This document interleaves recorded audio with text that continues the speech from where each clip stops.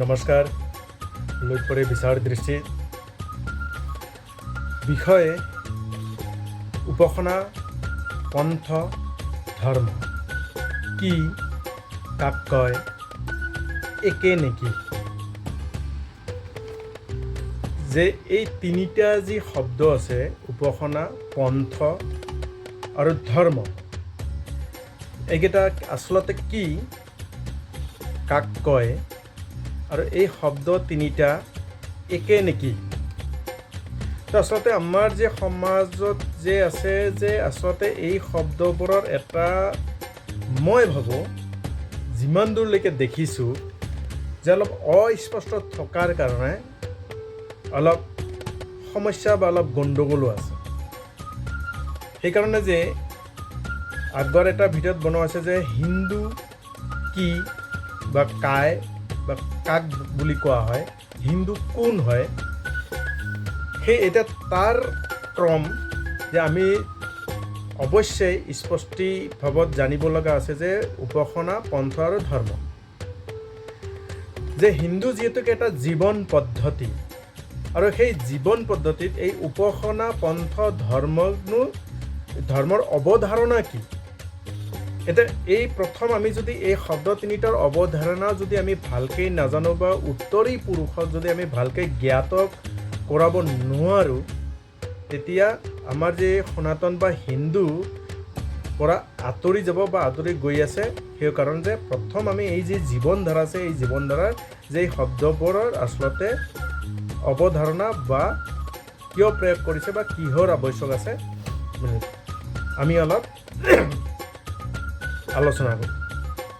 যে প্ৰথম হ'ল উপাসনা পদ্ধতি। যে উপাসনা পদ্ধতি যে এইটো আচলতে কি যে প্ৰথম কথা হ'ল যে উপাসনা পদ্ধতি হ'ল অন্তৰ শুদ্ধি বা অন্তৰ শৌচৰ আহিলা হ'ল উপাসনা পদ্ধতি। তেতিয়া অন্তৰ শৌচ যে আমাৰ আধ্যাত্মিক বা আমাৰ আছে যে দ্বৈতবাদ অদ্বৈতবাদ। এতিয়া অদ্বৈতবাদসকল এতিয়া দুই ধৰণৰ আমাৰ যি উপাসনা কৰা শ্ৰেণী বিভাজন কৰিলে দুই ধৰণৰ পোৱা যায়, দ্বৈতবাদ অদ্বৈতবাদ। এতিয়া অদ্বৈতবাদ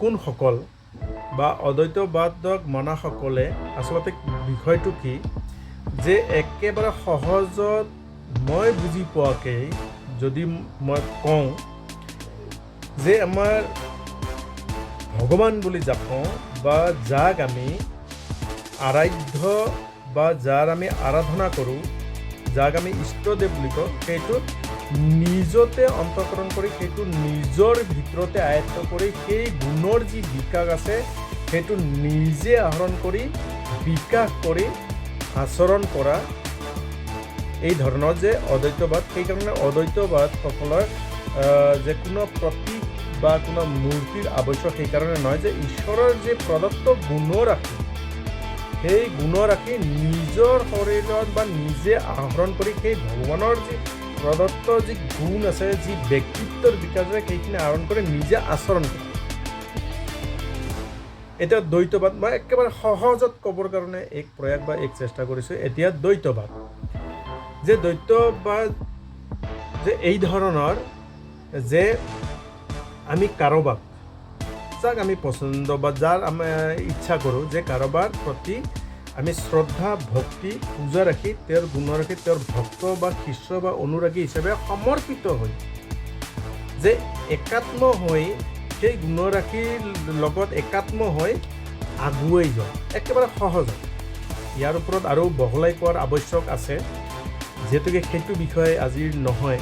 সেইবাবে যে যি কি নহওক এই দ্বৈতবাদ অদ্বৈতবাদৰ কাৰণে কি আছে যে অন্তৰৰ এক শুদ্ধ বা এক শুদ্ধিৰ আৱশ্যক আছে। সেই যি আহিলা হ'ল সেই আহিলা হ'ল উপাসনা পদ্ধতি। একেবাৰে সহজত একেবাৰে চিধাভাৱে যে অন্তৰৰ শুদ্ধি বা অন্তৰৰ শৌচৰ যি আহিলা আছে। এতিয়া বিভিন্ন ধৰণে ইয়াৰ পদ্ধতি প্ৰক্ৰিয়া আছে, একে ধৰণৰ নহয়। যে সনাতন বা হিন্দু সমাজৰ যি উপাসনা পদ্ধতি আছে সেইটো একেই ধৰণৰ নহয়, বিভিন্ন প্ৰকাৰৰ আছে। যেনেকৈ কিছুমানে ওম ধ্বনিৰে অন্তৰ শুদ্ধিৰ কাৰ্য কৰে, যে কিছুমান আছে হৰিনাম কীৰ্তন বা মূৰ্তি পূজা কৰি বা নাম ধৰ্মৰে বা ধ্যানেৰে যোগেৰে এনেকৈ বিভিন্ন আছে, বিভিন্ন ধৰণেৰে আমি কাৰণ কি আমাৰ প্ৰথম অন্তৰৰ যদি শুদ্ধি নহয় তেতিয়াহ'লে আমি যাক আৰাধনা কৰোঁ সেই আৰাধনা আমাৰ সঠিক নহ'ব। এতিয়া কথা হ'ল যে যদি আমি অন্তৰৰ পৰা আমি নিজকে যদি শুদ্ধি কৰি ল'ব পাৰোঁ, হয়তো এইবোৰত আমাৰ কৰাৰ আৱশ্যক নাই। আমাৰ যি উদ্দেশ্য, যে ভগৱানৰ যি কাৰ্য আছে, এতিয়া ভগৱানৰ কাৰ্য কি? যে ভগৱান আগতে এটা ভিডিঅ' বনোৱা হৈছে যে আকাশ বায়ু যে পঞ্চতত্ব মিলি পেলাই ভগৱান শব্দ হৈছে। বাকী যে পৰিত্ৰাণায় সাধুনাম বিনাশায় চ দুষ্কৃতাম ধৰ্ম সংস্থাৰ পুনৰাৰ্থয় চ যিটো আছে, যে এই কাৰ্য যদি আমি কৰিব পাৰোঁ তেতিয়া আমাৰ অন্তৰ শুদ্ধি যদি কৰি ল'ব পাৰোঁ, বিশেষ ব্যৱস্থাৰ আৱশ্যকো নাথাকে। যেনেকৈ আমাৰ বহুত ক্ৰান্তিকাৰী আছে, বহুত সমাজ সংস্কাৰ আছে, বিশেষ হয়তো তেনেকৈ শুদ্ধিৰ কাৰণে প্ৰয়াস নকৰে, কাৰণ অন্তৰ শুদ্ধ একেবাৰে পৰিপক্ক হৈ ধ্যেয় নিষ্ঠাৰে আগবাঢ়ি যায়।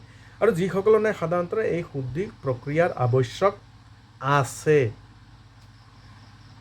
যে এইটো হ'ল যে বিভিন্ন পদ্ধতি, বিভিন্ন প্ৰক্ৰিয়া উপাসনা আছে, এইটোকে কোৱা হয় উপাসনা পদ্ধতি। একেবাৰে সহজত মই বুজি পোৱাকৈ এই ধৰণৰ আছে। এতিয়া আমি আহোঁ পন্থ। এতিয়া পন্থ হ'ল যে এজন ব্যক্তি, নিৰ্দিষ্ট এজন ব্যক্তি অনুসৰণ বা গুৰু হিচাপে নিৰ্দিষ্ট এখন গ্ৰন্থ আৰু যে নিৰ্দিষ্ট এটা উপাসনা, মানে আৰাধ্য দেৱতা বা ইষ্ট দেৱতা বা যি যে কোনোবাই বিষ্ণু, ব্ৰহ্মা, মহেশ্বৰ, গাণপত্য ইত্যাদি ইত্যাদি বিভিন্ন, যে নিৰ্দিষ্ট যে এইখিনি বস্তু যি জন সমাজে বা যি লোক বা সমুদায়ে পালন কৰে বা সেই মতে চলে, সেই যি ব্যৱস্থাটোক, সেই ব্যৱস্থাটোক পন্থ বুলি কোৱা হয়। নিশ্চয় বুজি পাইছে যে কোনো এজন নিৰ্দিষ্ট ব্যক্তি, কোনো এটা নিৰ্দিষ্ট স্থান, আকৌ স্থানো লাগিব, নিৰ্দিষ্ট স্থান, তাৰপিছত কোনো এখন নিৰ্দিষ্ট গ্ৰন্থ, কোনো এজন নিৰ্দিষ্ট ইষ্ট দেৱতা বা যাক আমি আৰাধনা কৰোঁ, সেইমতে যি সমুদায় চলে বা যিটো পদ্ধতি চলে, সেই পদ্ধতিটোক কোৱা হয় পন্থ।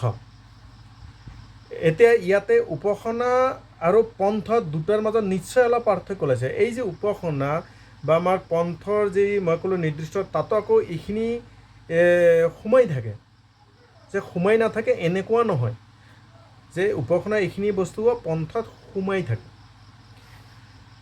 যে তাৰপিছত চাওঁ আমি ধৰ্ম, যে এটা ধৰ্ম শব্দৰ ওপৰত ভিডিঅ' আগতে বিতংকেই শব্দ এটা ভিডিঅ' বনোৱা আছে, আপোনালোকে সেই ভিডিঅ'টো গৈ চাব পাৰিব। সংক্ষেপতে ধাৰয়তে ইতি ধৰ্ম, যে ধাৰণ কৰা, যে যিকোনো বস্তু বা যিকোনো বস্তুক ধাৰণ কৰাকে ধৰ্ম বুলি কোৱা হয়। যেনেকৈ ব্যক্তি, সমষ্টি, প্ৰকৃতি, পৰমেষ্টি, যে ব্যক্তি, সমষ্টি, প্ৰকৃতি, পৰমেষ্টিক ধাৰণ, পোষণ, পালন, ৰক্ষণ যি বিধিৰে বা যি সূত্ৰৰে ধাৰণ কৰি থাকিব পাৰে বা ঠিক ঠাক থাকিব পাৰে, তাকে ধৰ্ম বুলি কোৱা হয়। আকৌ ধৰ্মৰ 10টা লক্ষণ, যেনেকৈ ধৃতি, ক্ষমা, দম, অস্তেয়, শৌচ, ইন্দ্ৰিয় নিগ্ৰহ, ধী, বিদ্যা, সত্য, অক্ৰোধ, এইবোৰ লক্ষণ। আৰু যিসকল ব্যক্তিয়ে এই বিন্দুবোৰ উল্লেখ কৰা পালন কৰে, আচৰণ কৰে, তেওঁকে ধাৰ্মিক বুলি কোৱা হয়। আৰু যিসকলে পালন নকৰে বা যাৰ দ্বাৰা পালন নহয়, তেওঁক অধাৰ্মিক বুলি কোৱা হয়। এতিয়া এই উপাসনা পন্থৰ মাজত ধৰ্মৰ কি সম্বন্ধ? যে ইয়াতো শব্দবোৰ অলপ বেলেগ বেলেগ ধৰণৰ আছে, যে আমাৰ এই তিনিটা বস্তু সম্পূৰ্ণ বেলেগ বেলেগ বস্তু যে উপাসনা পদ্ধতি আমি পন্থৰ লগত জড়িত নোহোৱাকৈ আমি উপকাৰ অন্তৰ্শুদ্ধি কৰিব পাৰোঁ কিন্তু সৰ্বসাধাৰণ মানুহৰ কাৰণে সম্ভৱ নহয় কাৰণে আৰু সমাজত এটা অনুশাসন আনিবৰ কাৰণে এটা অনুশাসিত থাকিবৰ কাৰণে কিছুমান ৰীতি নীতি পালনৰ কাৰণে কাৰণ নহ'লেতো অনুশাসনহীন এখন সমাজ হ'ব সেইকাৰণে পন্থৰো আৱশ্যক আছে আৰু এই কাৰণেই কোৱা হৈছিল যে হিন্দু বা সুপ্ৰিম কোৰ্টে সেইটোকে ৰায় দিছিল বিভিন্ন শাস্ত্ৰই সেইটোকে কৈছিল যে হিন্দু কোনো ধৰ্ম নহয় কোনো জাতি নহয় এটা জীৱন পদ্ধতি এই যে জীৱন পদ্ধতিৰ এইটো এটা প্ৰথম পাৰ্ট যে আমাৰ উপাসনা পন্থ আৰু ধৰ্ম